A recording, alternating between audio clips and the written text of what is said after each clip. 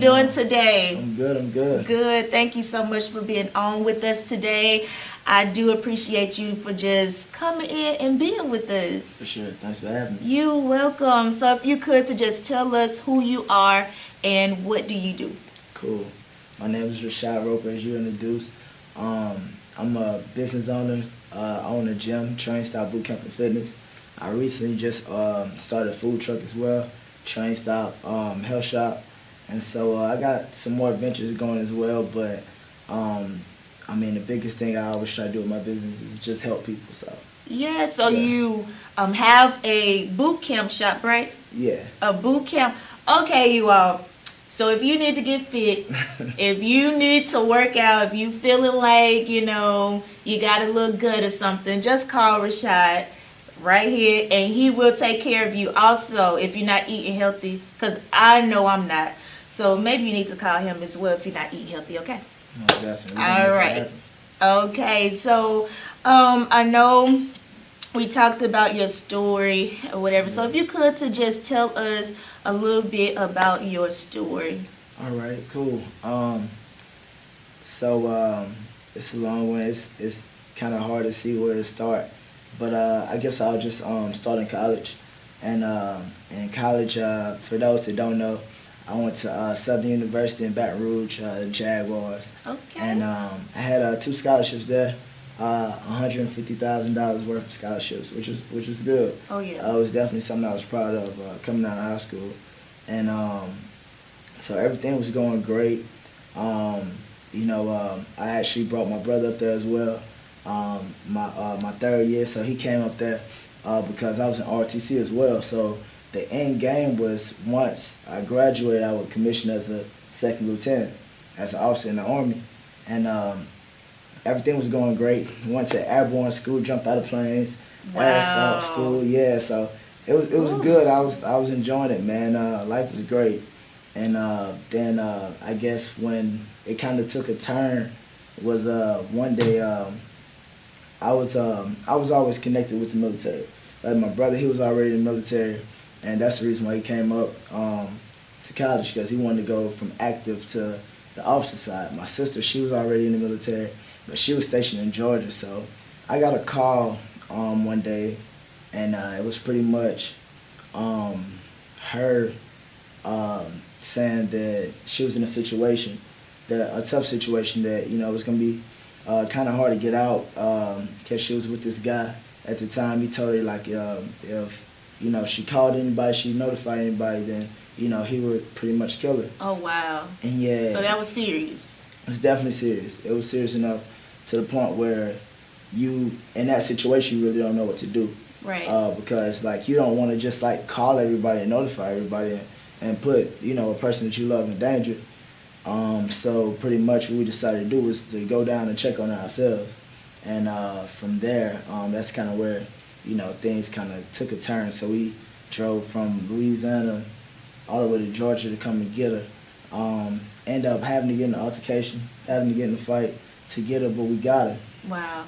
Yeah. So instead of calling the police, you Yeah. decided to take it into your own hand. Most definitely. Okay. But the thing is, like, the goal was never to be violent about it. Mhm. The goal was always to go and get her and just bring her to safety. So like my biggest thing was like, okay, cool, we'll just go get her out that situation, and then she can handle it however she got to handle it. Right. But the biggest thing first, you got to get out that situation, and so pretty much when I went to do that, the guy was just the guy was gone when I first got there, but then he came back and he was like pretty much like, she's not going anywhere, and got all angry and everything. So what happened what happened, and so we got in a fight. And I tell people all the time, like, I never really felt like fights was bad, Uh-huh.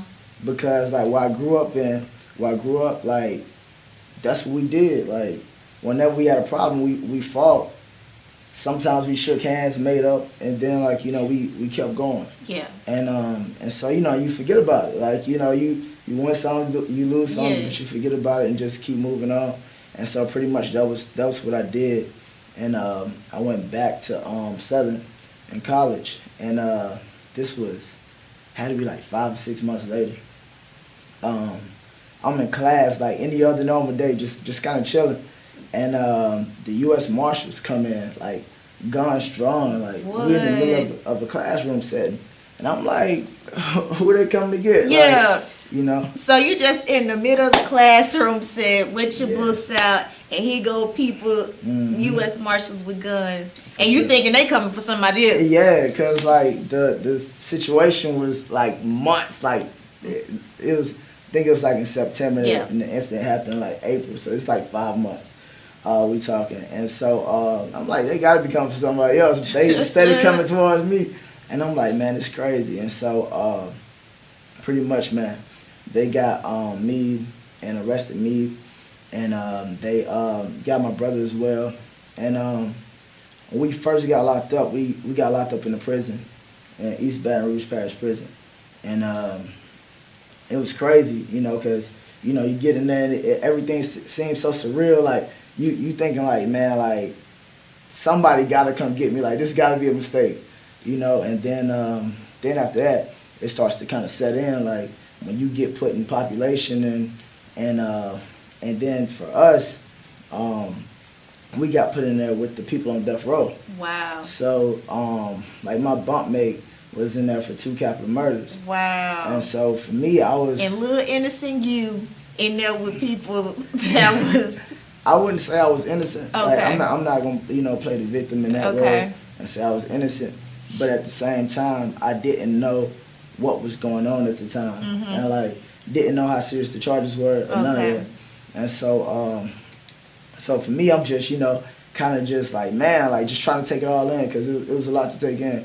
And I just remember being like so angry, like and whenever you get put in a situation like that, like in a prison, I tell people it's not like the common jail. It's not like where you got 2 people to a cell.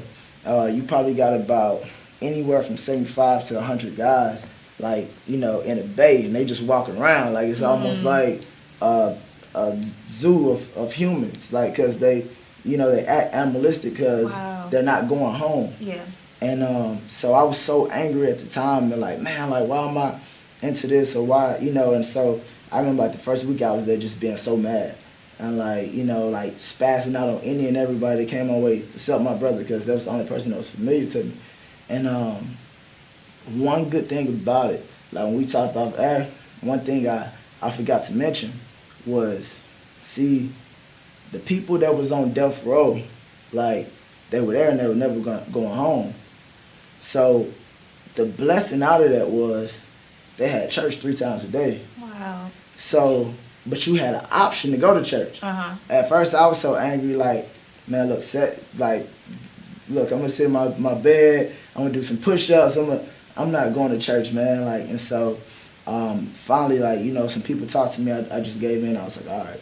And honestly, like, that was the closest I ever felt to God. Wow. Like, when I was in there. And somebody told me, it was like, even when your mind trapped, like, you can be in the cage. Like, I mean, even when your body trapped, like, your mind can always be somewhere else. Like, you can always take your mind, you can always take your spirit somewhere else. And so so that's what I did, and that's what got me through that situation. And so we were feeling like we was about to get out. It was going good. So yeah.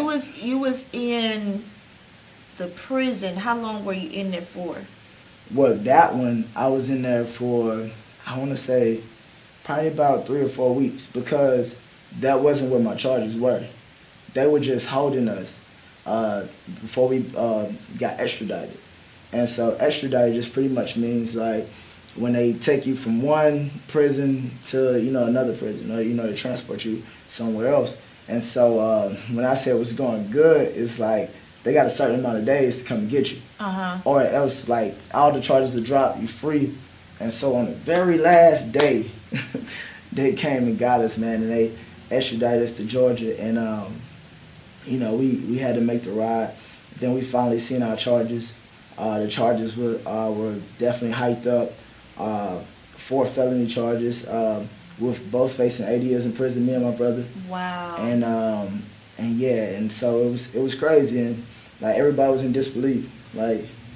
Wow. So you 4 weeks in there, they gave you 80 years. So what happened after that? Obviously, you didn't get your 80 years because you're sitting here with me today. Most definitely. What happened after that? Can you tell us after you spent your 4 years in there and the time frame for where you at today? Um, well, I didn't spend 4 years. It 4 weeks. was 4 weeks in a prison. Okay. But I went from that prison to a whole nother state in Georgia, and so I spent time in there, and so pretty much my mom, she was running back and forth. She ended up losing her job because they wouldn't let her off to come and check on us, and so she ended up losing her job and everything. At first they were holding us without a bond, saying like, flight risk, and we ended up getting a lawyer, and it was a pretty high profile lawyer. If anybody watching know Lil Boosie, it was the same lawyer that he had, and he was able to kind of help us get a bond. It was a high bond. We had $200,000 bonds each to get out, and so and it was like that because I felt like they wanted to kind of make it feel like it was impossible for us to get out of that situation, but we got out, and so kind of like to fast forward the story a little bit. We were going back and forth once we got a lawyer, and we both had the same lawyer, and the judge, I don't know if she had something against us or she had a chip on her shoulder, but anyway, she told us, she was like, this is a conflict of interest. Y'all can't have the same lawyer, so y'all must fire this lawyer, not even use this lawyer, and go get another lawyer. Now at the time, like we were out on bond, so we had normal jobs. I was working at the academy, my brother was working at AutoZone, and I was trying to help my mom, so we really didn't have money to get a lawyer like that. And she said, if y'all come back without one, then I'm gonna give you the max, which was 80 years. Wow. And once we got back, it was I just remember saying like my goodbyes to everybody because even though we had a lawyer, we were supposed to be going on trial and stuff. And so we ended up getting there, and we had a whole nother DA. He was a different race and a different guy. He was like, you know what? He was like, man, I wanna give y'all a fair shake at things. Like I wanna kind of rewind this. I wanna look at this case and reevaluate it. So after he reevaluated, he gave us a deal, and that deal pretty much said time served, but you guys have to be on papers. You have like stipulations and things like that. And so we were able to get out and kind of move forward. And so that was how that situation went. Wow. Yeah. This is an amazing story so far. 80 years he was sentenced, and now you free and you here with us. And so everyone, I am here with Rashad Roper. If you're just logging in, I am here with Rashad Roper, business owner. And if you could, for me, just like and share this video. Make sure you comment at the bottom. Let us know how you liking the story. Also, if you would like to get more notifications of all things Thursday, hit the notification button and you will be able to we will notify you once it comes on. And so Rashad, I know you had the backstory of you going to prison.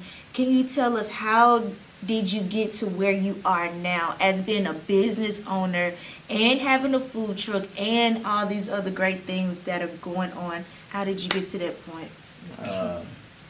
Like great pain.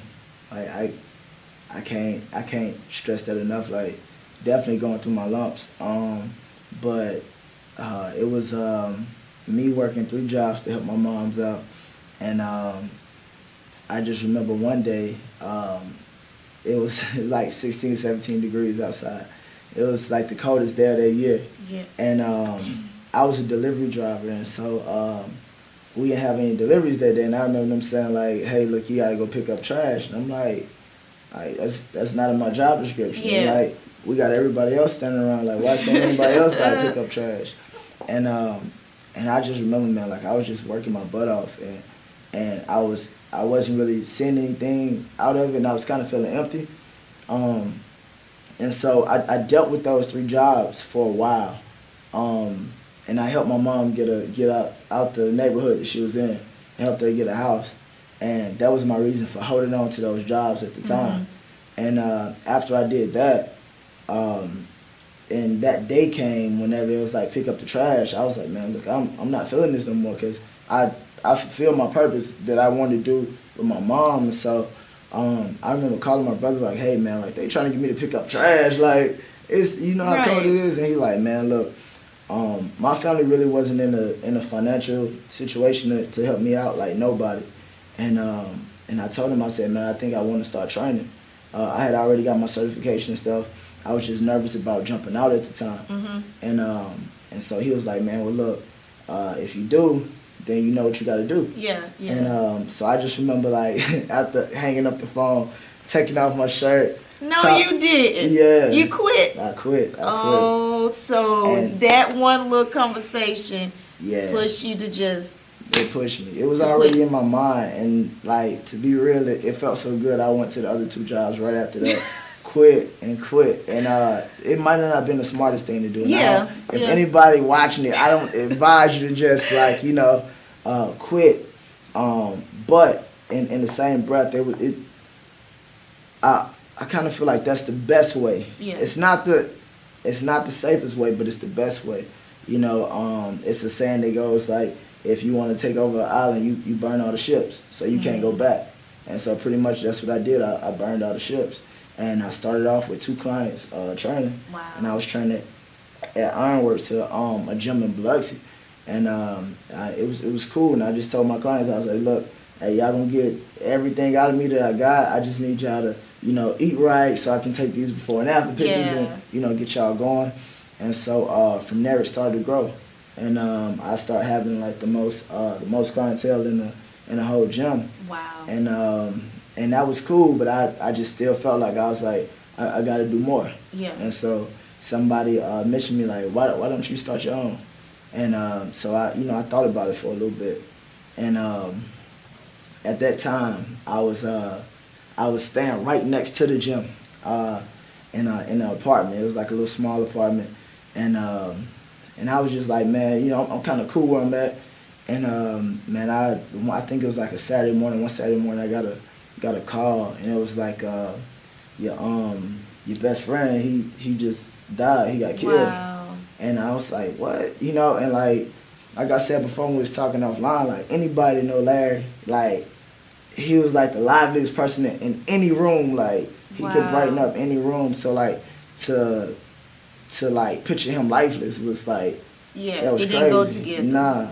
And so man, it was crazy. And like I just kind of sat in the room. I shut down.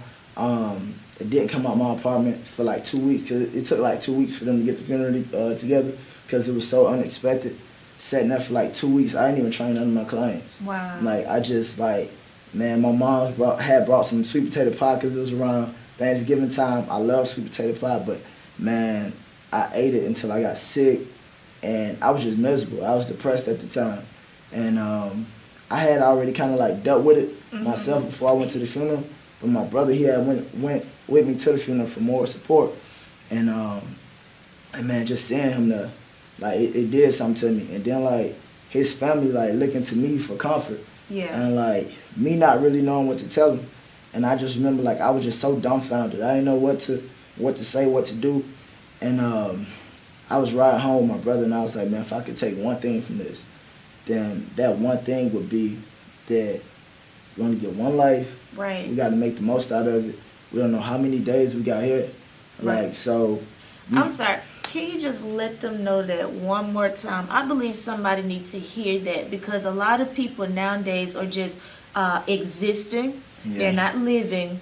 A lot of people are just doing stuff carelessly, especially the generation that we in. So if you could to just let them know and give them that advice. Most definitely. Like I said, we only got one life. Like we got one time to get it right. Right. And nobody knows like how many days we have on this earth.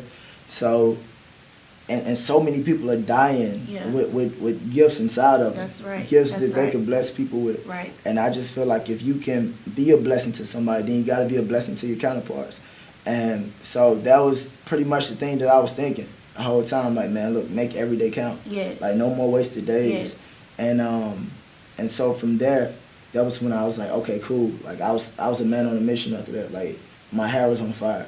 And so I was like, all right, cool. I'm starting the gym. I'm doing it. Like, I don't know how much time I got left in this life. In this life.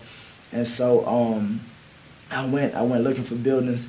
Finally found one. And I met with the guy, and I'm like, hey, look, I want to rent the building, and any business owner that has went through it knows that if it's your first time, getting a business, then in certain spots it's tough because they don't really want you to get their space and waste it, or not be able to pay it. And so he told me, he was like, man, meet me in Vegas. And I was like, in Vegas, like I barely had enough money to get through the week. And so man, I scraped up the money, I got up the money to take the plane to Vegas. And when I got there, I just remember him like not answering the phone, and I'm having bags and stuff. I ain't get no hotel, no. I ain't think this out at all. I'm just out here, and it's hot, and like so. And I remember like he called me maybe about 30 minutes later. He was like, man, I had a flight delay. Wow. But he was like, man, meet me at this place. And he just pretty much was like, man, I asked you to meet me here to see if you was going to jump out on faith and see if you was going to be really serious about what you was talking about the other day. Yes. And he said, man, to get you out your comfort zone. So he pretty much told me, like, this is how much it's going to be. And gave me a lump sum. He was like, I want you to pay months ahead to make sure that you're going to be here because I don't want my spot wasted. And I was like, okay, cool. And so he just pretty much told me, hey, look, I got your room and stuff. Enjoy your stay. And if you decide that you want to do it, then you'll do it. Wow. For sure. That is a good story of having faith. You all, if you all are watching and you are scared to just take that leap, what else can you lose? I just challenge you to have faith, whether it's opening up that business, whether it's starting that show, whether it's starting that ministry. Just have faith that it will work out. Even listening to this story that you just was like, I have nothing else to lose. What else can go wrong? Let me just do this and see what can come out of it. And something great came out of it just because you just went all in and dived in. Yeah, I love it. And that actually helped me, encourage me even in my faith, because sometimes I'm scared to do stuff. Yeah. Sometimes, I just don't want to do things because of what may happen. Yeah. The worst thing that may happen. But just even hearing this story that do it.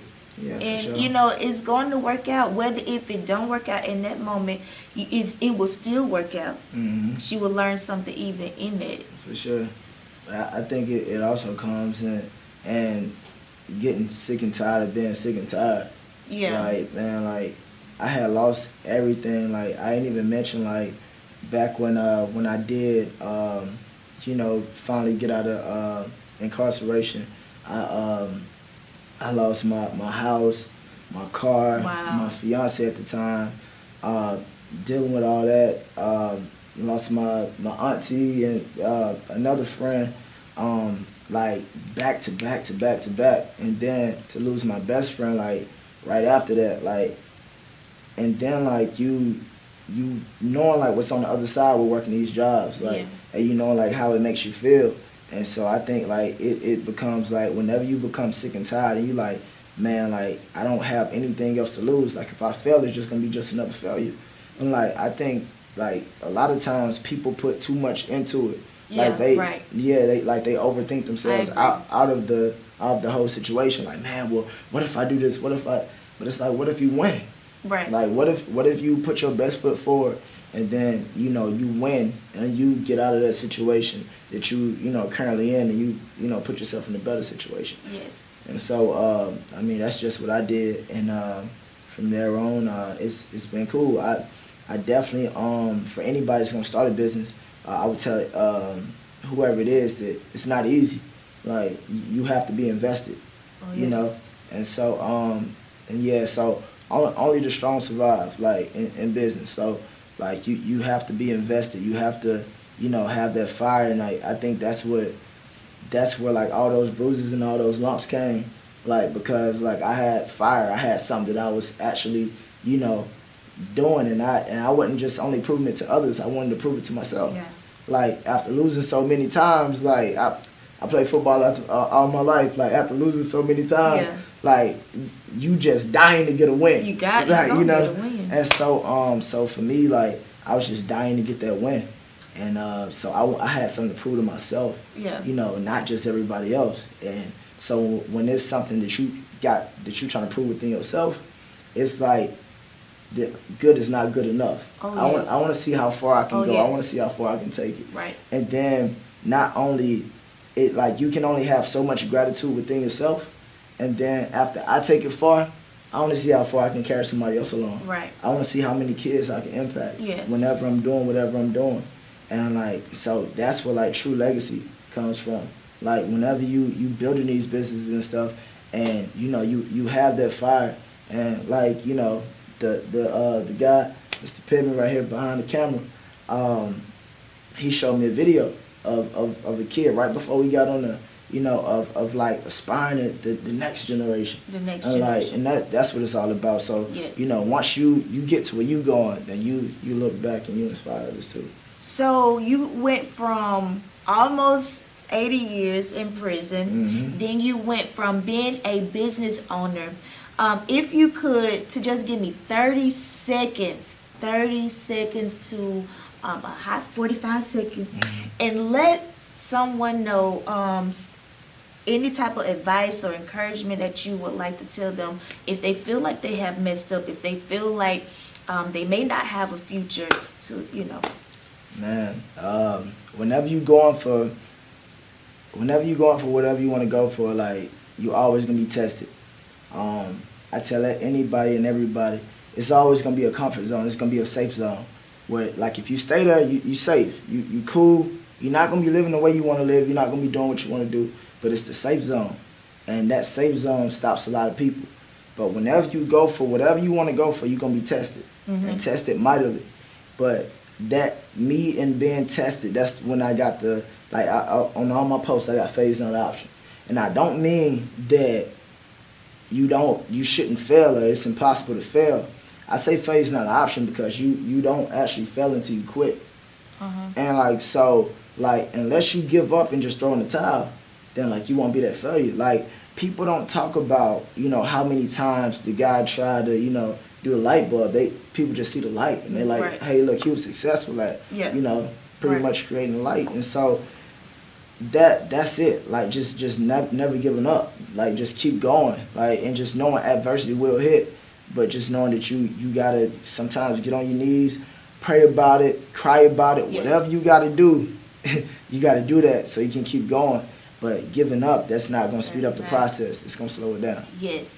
I totally love what he said. You all, if you're watching, I just want to leave this with you. Do not quit. And I just want to say a quick prayer with you, God. Thank you for everybody who's watching today, God. If they feel like they have quit, God, just show them, Lord God, their purpose and that you have greater for their life. Father God, I just pray, Lord God, that you just give them, Lord God, vision of what they should do and how they should do it. Lord God, I just pray that they get failure out of their mindset, as Rashad said today. And I do thank you for what you're doing in their life. In Jesus' name, amen.